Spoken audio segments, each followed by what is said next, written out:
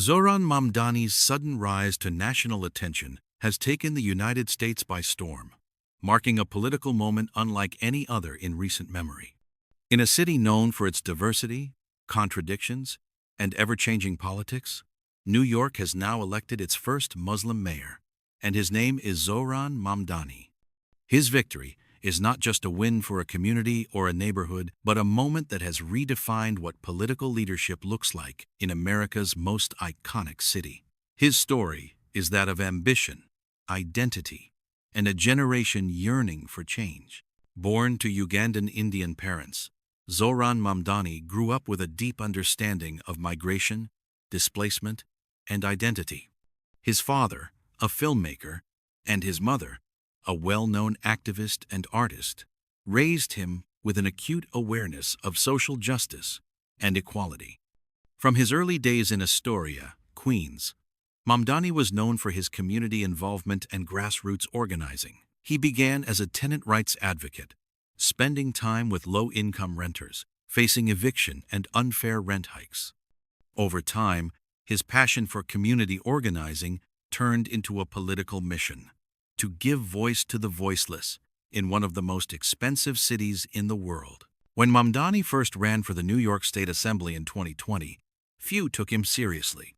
He was seen as too young, too radical, and too inexperienced. But his message resonated with ordinary New Yorkers struggling with rent, healthcare, and stagnant wages. He spoke the language of the people, not of politicians. His campaign focused on housing justice, public transit reform, and equitable taxation. With endorsements from progressive movements and grassroots groups, he managed to defeat a longtime incumbent, stunning the political establishment. That victory was the beginning of what would become one of the most surprising political ascents in recent U.S. history. Fast forward to today, and Zohran Mamdani's name dominates national headlines. His election as New York City's first Muslim mayor is not just symbolic, it represents a generational shift. His supporters see him as the embodiment of a multicultural America that believes in equity and inclusion. His critics, however, label him a socialist dreamer who doesn't understand the realities of managing a city with a $100 billion budget. For both sides, though, one thing is clear: Zohran Mamdani has changed the political conversation in America. The campaign that brought Mamdani to City Hall was anything but traditional. Instead of relying on corporate donors or wealthy backers, he built a people-powered movement. Thousands of volunteers canvassed across the 5 boroughs, mobilizing working-class families, immigrants, and young voters. His rallies often looked more like street festivals than political events filled with music, food, and diverse communities united under one banner: a New York for all. It was a slogan that went beyond politics. It became a vision for belonging. What made his campaign stand out was its rejection of fear-based politics. Where his opponents warned that his progressive agenda would bankrupt the city, Mamdani focused on the moral argument that a city as rich as New York should not have poverty. He called for rent stabilization, expanded public housing, free public transportation for low-income residents, and investments in mental health services. These ideas drew both admiration and skepticism. Supporters hailed him as the conscience of a generation. Critics accused him of being naive, but no one could deny that his words struck a chord in a city weary of inequality. After taking office, Mamdani's approach has remained unapologetically people-focused. He rejected luxury perks, cut down his own mayoral budget, and began holding open weekly forums where citizens could directly voice concerns. Videos of him walking through the streets of Queens or riding the subway without security went viral. For many, this accessibility was refreshing. For others, it raised concerns about professionalism and safety. Yet, his message was consistent. Leadership means being among the people, not above them. In the national media, Mamdani's rise has ignited heated debate. Some commentators have called him the face of America's political future, while others see him as a symptom of a growing ideological divide. Conservative outlets have criticized him for being too close to left-wing movements, accusing him of undermining law enforcement and overregulating businesses. Former President Donald Trump even weighed in, calling Mamdani a communist lunatic who wants to destroy American cities. But Mamdani responded with calm, saying in an interview, "I don't see my policies as radical. I see them as necessary. If ensuring that everyone has a home, healthcare, and dignity is radical, then maybe we need more radicals." End quote. Beyond the politics, Mamdani's identity has also sparked conversation. As the son of South Asian immigrants and a practicing Muslim, his presence at the top of New York's government is a milestone in itself.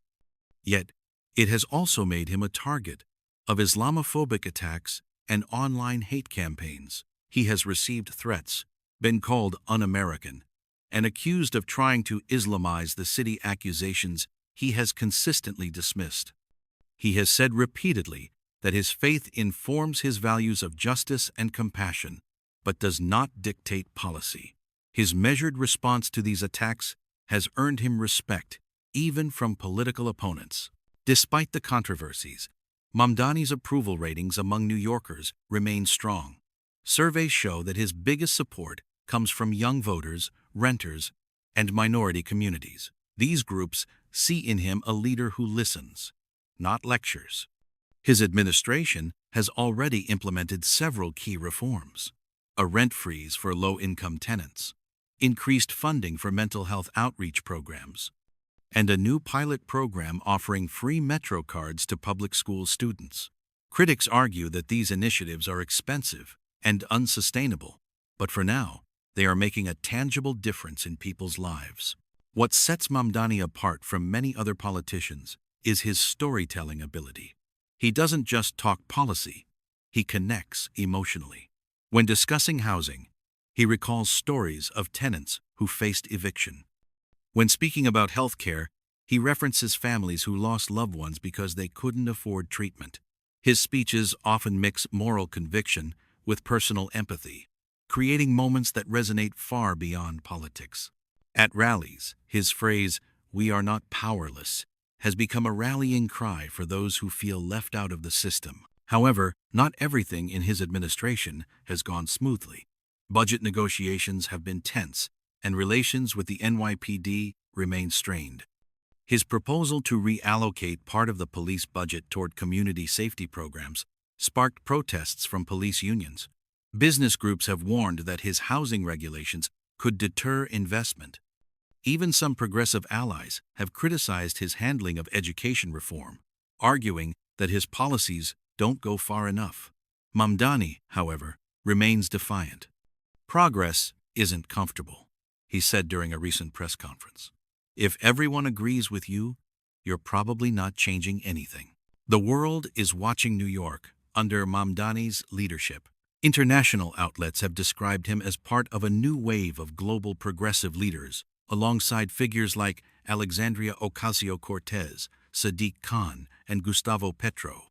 He has become a symbol of a global movement that challenges inequality, corporate power, and climate inaction.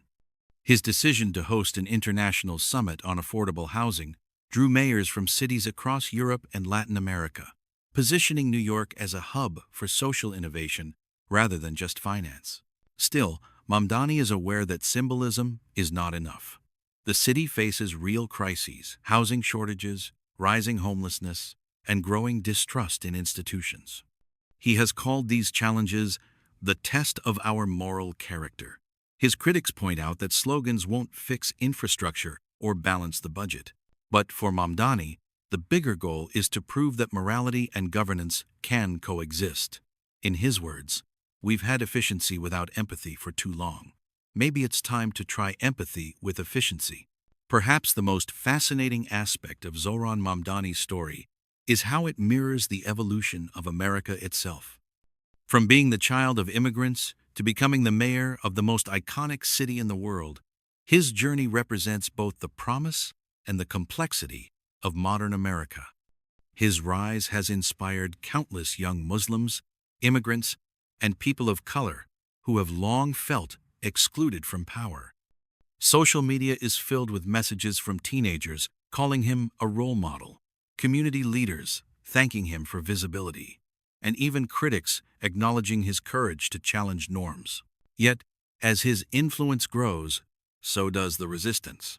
Right-wing groups have launched campaigns questioning his loyalty, while some moderate Democrats worry that his success might push the party too far left.